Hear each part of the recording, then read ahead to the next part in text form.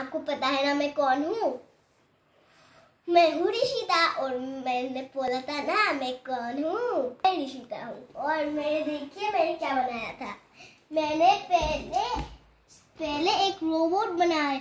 नहीं, मेरा मतलब था मैंने पहले एक एलियन बनाया और फिर एक बिग हाउस और फिर एक ट्रेन जो मैंने फिर से आपको सिखाया। और अगर पता नहीं हो तो फिर ये देख लेना फिर से।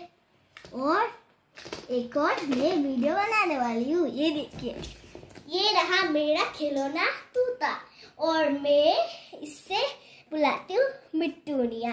और ये पसंदीदा है मेरा खिलौना।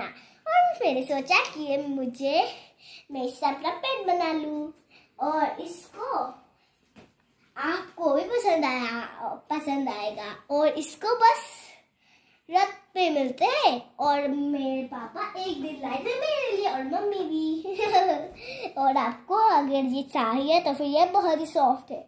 और अगर आपने इसे पकड़ा तो फिर ये आपको आएगा और आप लेने की बात करोगे।